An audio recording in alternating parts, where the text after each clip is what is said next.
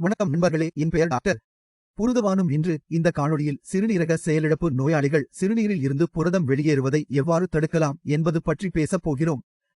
ஒவ்வொரு சிறுநீரக நோயாளிக்கும் இது ஒரு பிரச்சனை. உடலில் இருந்து வெளியேறும் புரதம் பல பிரச்சனைகளை ஏற்படுத்தும். ஏனெனில் உங்கள் உடலில் புரத அளவு குறைந்தால் உங்கள் உடல் குறைவான ஹீமோகுளோபின் உற்பத்தி செய்யும். உடல் சோர்வடையும், நோயாளி நாளுக்கு நாள் பலவீனமடையும். அதனால்தான் சிறுநீரக செயலிழப்பு நோயாளிகள் சிறுநீரில் புரத அளவை கட்டுப்படுத்துவது மிகவும் முக்கியம். ஆனால் நாம் அதை எப்படி செய்ய வேண்டும்? சிறுநீரில் இருந்து புரதம் வெளியேறுவதை எவ்வாறு நிறுத்துவது என்பதை புரிந்து கொள்ள மருத்துவ அறிவியலில் நாம் கொஞ்சம் ஆழமாக மூழ்க வேண்டும். நமது சிறுநீரகம் சேதமடையும் போது சிறுநீரகத்தின் உள்ளே இருக்கும் நெஃப்ரான் முதன்மையாக கிரியேட்டினின் மற்றும் யூரியா போன்ற அனைத்து அடிப்படை பொருட்களையும் வடிகட்டுவதற்கு பொறுப்பாகும். இந்த நெஃப்ரான்கள் வீக்கமடைகின்றன. இந்த வீக்கத்தின் காரணமாக அவர்கள் வைத்திருக்கும் புரதம் வெளியேறத் தொடங்குகிறது. இது நமது சிறுநீரை பால் போன்ற இயல்புடையதாக மாற்றுகிறது.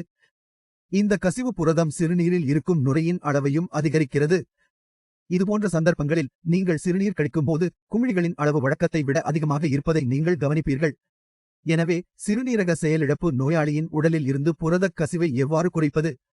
உடலில் இருந்து கசியும் புரதத்தின் அளவை குறைக்க வேண்டுமானால் சிறுநீரகம், அடித்தள சவ்வு மற்றும் நெஃப்ரான்களின் வீக்கம் மற்றும் வீக்கத்தை கட்டுக்குள் வைத்திருக்க வேண்டும். சிறுநீரகத்திற்கு தீங்கு விளைவிக்கும் எதையும் அகற்றுவதன் மூலம் இதை செய்யலாம். எனவே நான் உங்களிடம் சில கேள்விகளை கேட்கிறேன். கேள்விகளுக்கு நீங்களே பதிலளிக்கிறீர்கள்.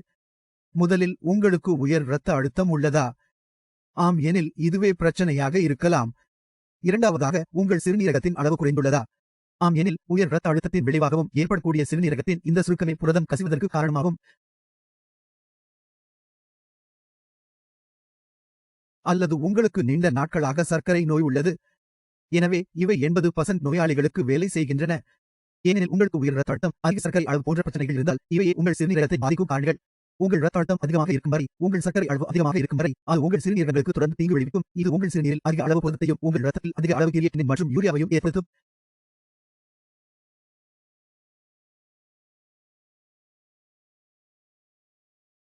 எனவே நாம் முதலில் செய்ய வேண்டியது இந்த நோய்களை நம் உடலில் இருந்து அகற்றுவதுதான்.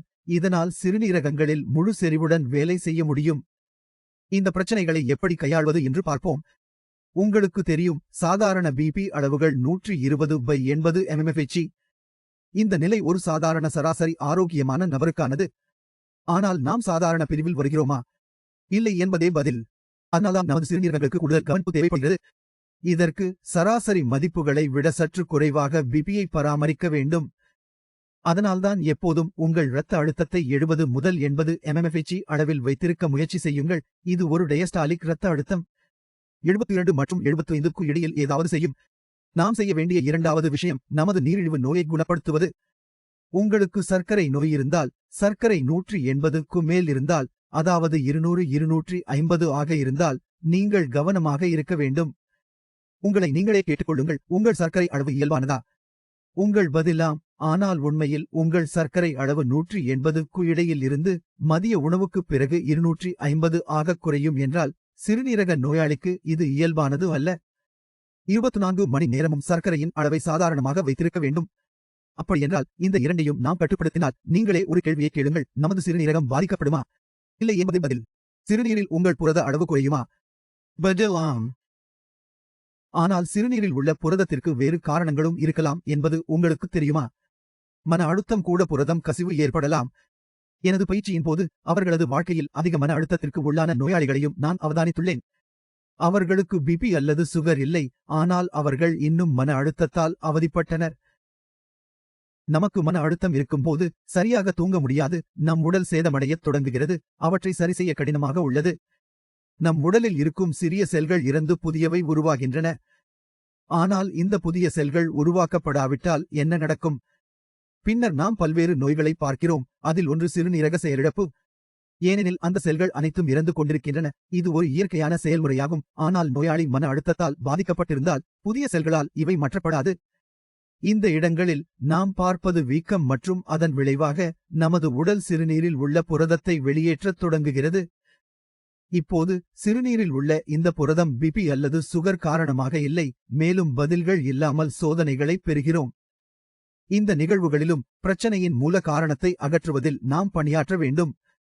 இருப்பினும் சிறுநீரில் புரதம் இருப்பது இக்நெஃப்ரோபதி அல்லது பாலிசிஸ்டிக் சிறுநீரகமாக இருக்கலாம்.